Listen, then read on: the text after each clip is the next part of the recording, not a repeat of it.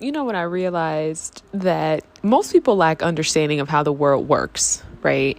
How within American society, there is a specific blueprint and roadmap to success for the average American. And so when everyone is constantly hearing from people who took shortcuts, people who had inheritances of over $500,000, people who were able to access, dividends and, all of these different payouts in order to get to where they are, then the lines get screwed. And so when we see people who are in process, and oftentimes this is a narrative that men uphold, and it's this thing of like, nobody wanted me when I was broke. No one wanted me when I was working hard. And I think that that's probably one of the fallacies of like patriarchy as well. I was actually listening to, I think it was the radio, and there was this guy who was like, studies show that men need more affirmation than women because men don't get affirmation from their friends. And I think being a Black woman within the Black community, and I would say within the more, I wouldn't even say upper mobile, I would say like more lower class, a lot of relatives, a lot of family members within that class, what I've seen, and I know that this is not necessarily just like specifically to Black people, but I'm just giving this example, is that people who need external validation, like people who need someone to pour into them, and like it's never enough, right? Oftentimes when it comes to Black men, when it comes to these men who you hear these stories about the self-made X, Y, and Z, it's not true. Typically it's their mother. They usually have somebody in their corner encouraging them. And what they do is, on average, they take the credit.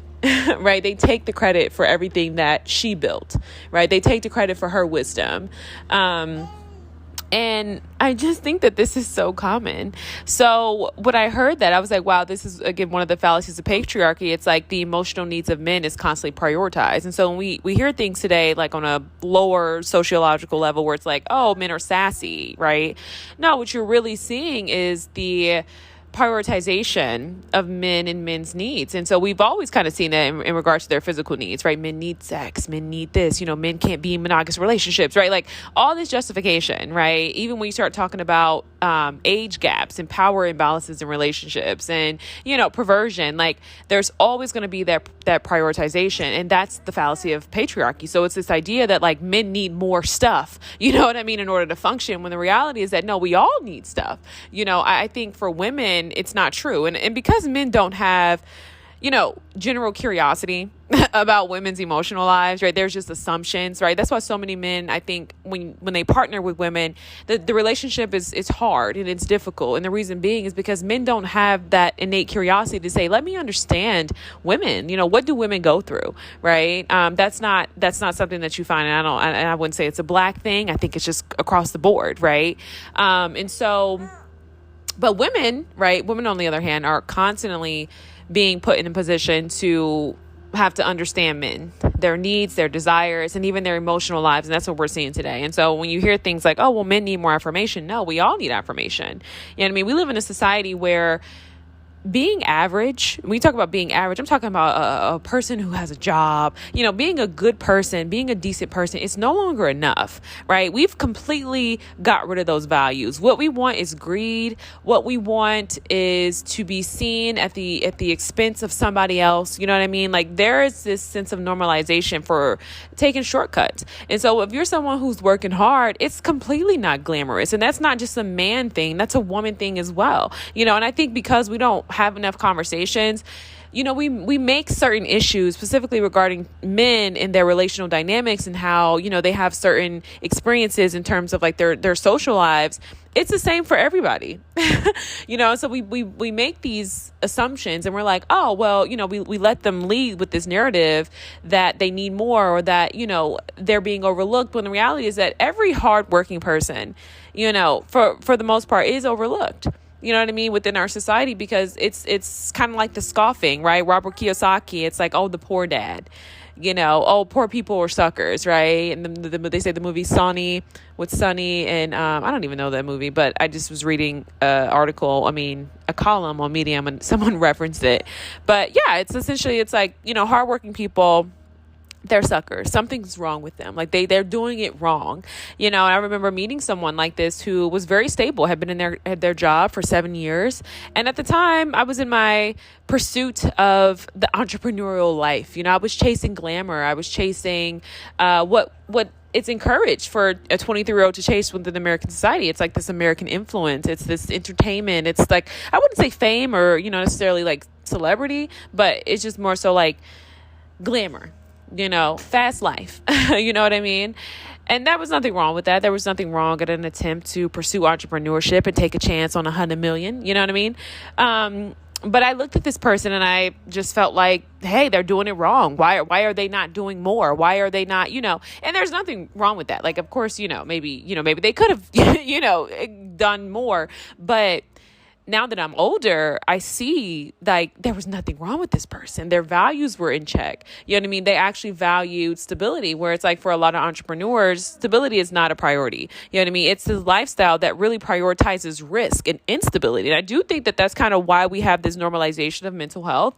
And I also think that's why people aren't really mating anymore. I think on some animalistic level, we know that it's no longer safe, right? We can sense the psychological instability of people. Like I believe as humans, like I just think we're at a point now where I feel like we can sense that. And I think that's also why you kind of see this decline in like partnership, is because people are mentally unstable. And reason being is because the lifestyles that they're chasing, they don't know it, but those lifestyles require a certain level of instability in order for them to function, in order for them to essentially thrive. And then it's kind of like, it's glamorized, and it's put on a pedestal because it's high rewards, right? So it's high risk, high rewards.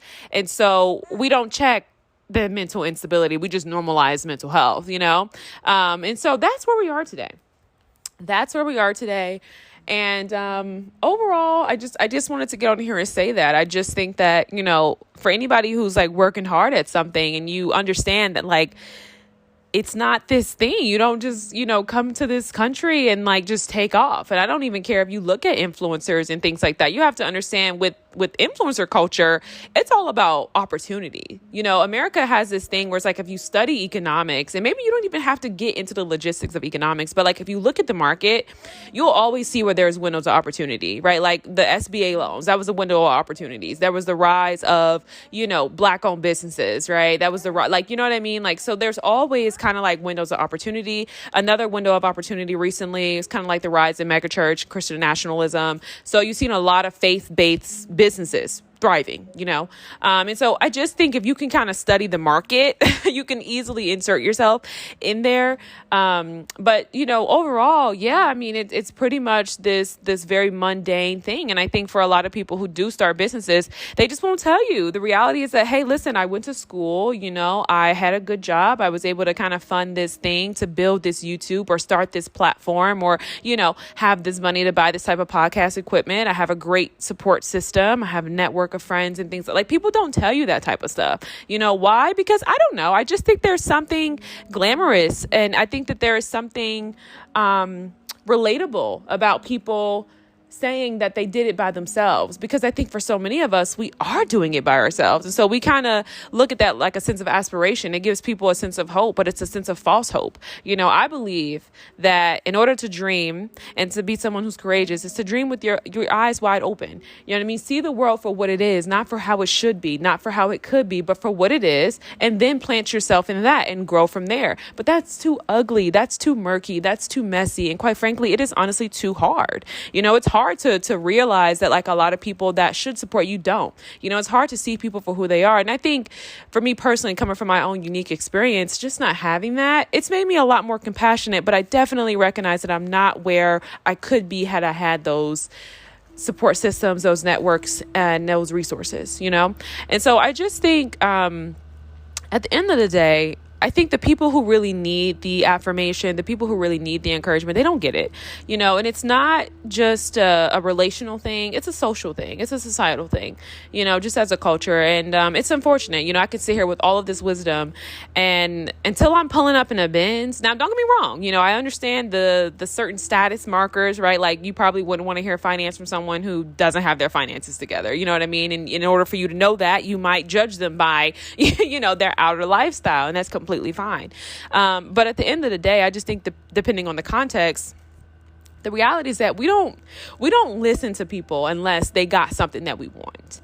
You know what I mean? And I'm not saying that's a bad thing, right? Like, we don't really know you, so we can't really base it off of anything other than that. But I mean, we do got to acknowledge the prioritization of materialism, and just how that cancels out a lot of people. That shuts down a lot of people. And so I think when you see a lot of the aggression online, a lot of the hostility online, tribalism and so forth, that's kind of resurfacing.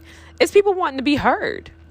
People want to be heard. People want to be seen for who they are. I just seen this clip, and it talked about having a witness to your life. And you think about so many people who are just kind of like living, and it really means nothing if you have no one to witness it. Now, I think, given the prioritization of patriarchy and men's emotional needs, unfortunately, sometimes women and children become the backbone of that. And not in this like fatherly, paternal, protector type of way, but in this sense of indentured servitude. You know what I mean? And I think that could be a bit of that's like bondage, And so I don't know. I just think that at the end of the day, you talk about emotional needs.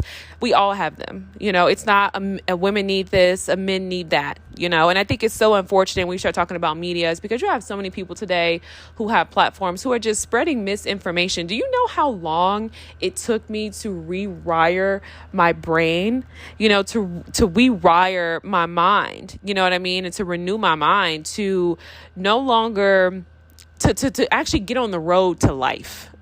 You know what I mean? To do life in such a way. Like, I don't think we realize that, like, there's so much unlearning to do because there's so much misinformation. And that's not just with the rise of technological advancements. That's just in general. That's just in life.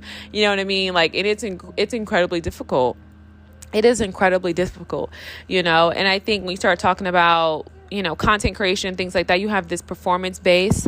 And so I think a lot of people will maybe do things that may not be, appropriate, depending on the platform or depending on, where they are.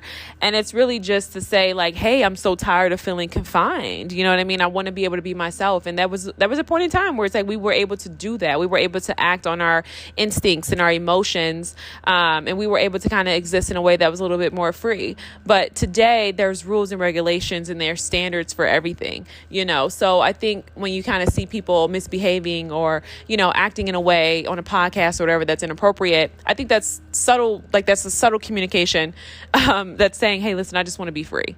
You know what I mean? I want to express in a way that doesn't come with judgment, and I just think we're kind of far away from that. I don't think we're coming back.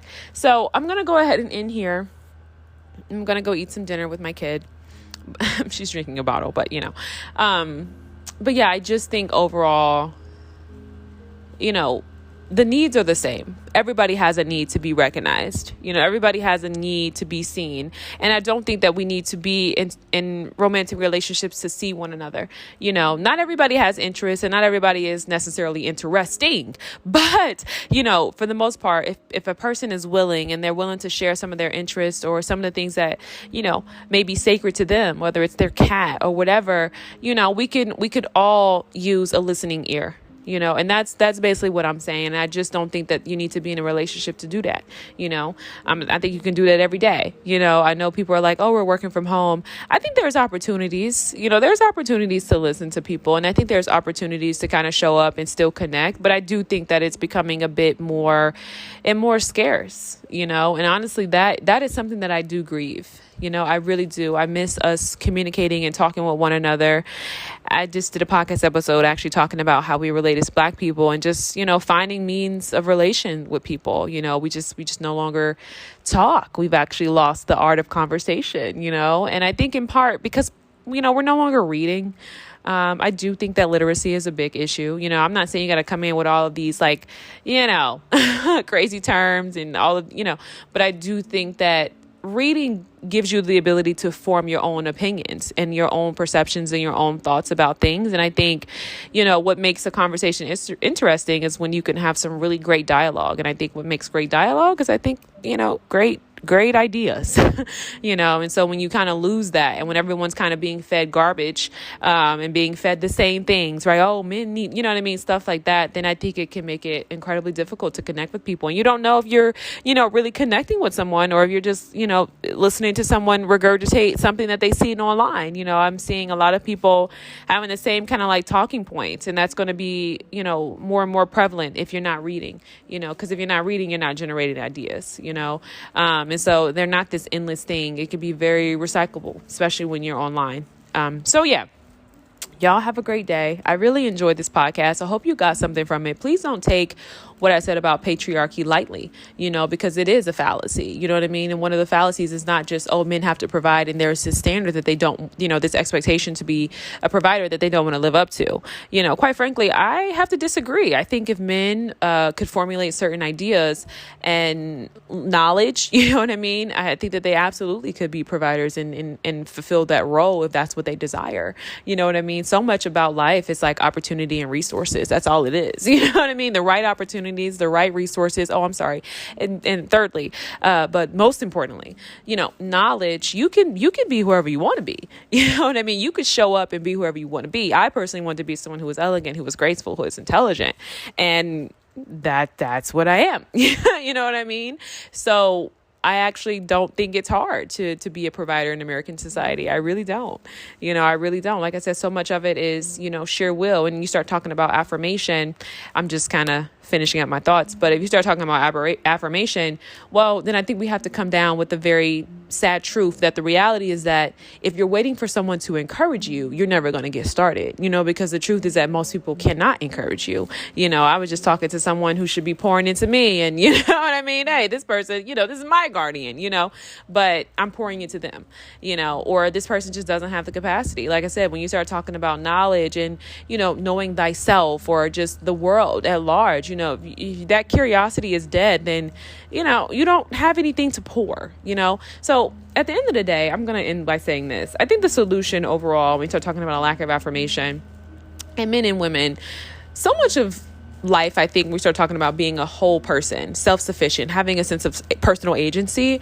It's about pouring into yourself, right? Like, I don't need anybody to tell me that I'm smart, but me doing the work of learning, of reading, of trying, of pressing every single day is enough for me. That is my affirmation. That is the thing that affirms me, right? I'm not sitting around with this longing of, man, I really want to do this thing, and I'm waiting for someone to affirm me. No, if I just start doing the thing, that is affirmation. That to me, you know what that communicates, and what it will communicate to you is that you can do it, right? You can do it, and you have the proof, you have the work, so there's no imposter syndrome. You are doing it. You know what I mean? So it's like, at this point, there's nothing you can say to me.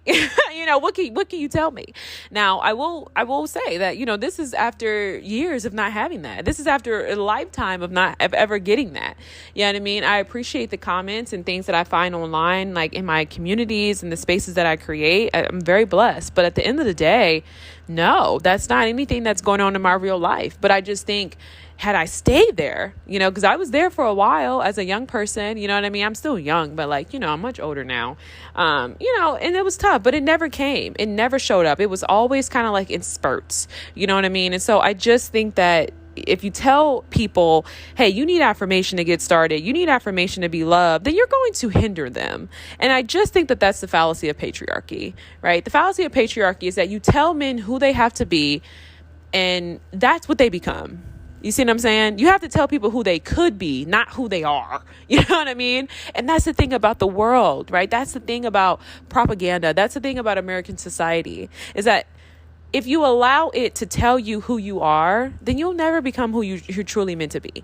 You know what I mean? Like, you have to know who you are before the world starts to tell you who you are, because it will do that to you. When I became a mother and it didn't look how I thought it was going to look, and it didn't, you know what I mean? People tried to I said, no. No, that's not my story. I'm black and I'm a mother, but no. You know what I mean? Like you have to be so conscious in rejecting certain ideals about yourself. You know, because people will do that to you. They'll be like, "Oh, you dress like this. This is how you are." I remember I used to wear the wigs and I was very fashionable, very stylish. You know what I mean? That's just who I am. I grew up that way. You know what I mean? It's in my family. I got seamstress and you know what I mean? We born fly. I'm just keeping it real. You know, I was very fly. And people try to be like, "Oh, well, you're this type of girl." No. No. You know what I mean? "Oh, you're intelligent. Oh, you act like a white." No. Now. Very conscious, very much aware of my African American history. Okay. So I just think you have to be so careful of that. Know who you are before the world tries to tell you who you are, because that's exactly who you're going to be. You let them tell you who you are. That's exactly who you're going to become. I'm telling you right now. And they can't wait. If you all know, they can't wait to tell you. They can't wait to tell you why you're incompetent, why you can't do this and that. I think about women who, have these partners and they're like, "Oh, he doesn't cook dinner. He doesn't X, Y, and Z." And it's like, you have these men who feel quite literally like incapacitated. You know what I mean? And it's like, why? I was at the grocery store today. Young black man picking out chicken. Got him some Brussels sprouts. He had the chicken that was already ready to go. I said, "Look, he gonna have him a nice dinner and the bird already done." Okay, come on now. You can't play into this sense of incompetency because it's real. You see what I'm saying? It's real. It's what you will become. But there are a lot of people out there in the world who are very competent. A lot of men out there very competent. A lot of men out there very much emotionally immature. I mean, look at me, very emotionally mature. You know what I mean? Now, I can't say that it's something but then again, I'm not in the market right now. I'm not in the market. I'm a different person. So when I get there, I'll holler back and maybe we can talk about it. It's highly unlikely. I think for me, my dating life has always kind of been something I just don't feel the need to broadcast. And I've always been that way. And that's going to stay that way. Trust. It will definitely stay that way. Anyway, these are boundaries, right? Y'all have a good night. Have a good night. I know you got something from this podcast. This is what I enjoy. I enjoy this and I don't need anybody to affirm me because I know what I'm talking about and I know it's good. Peace.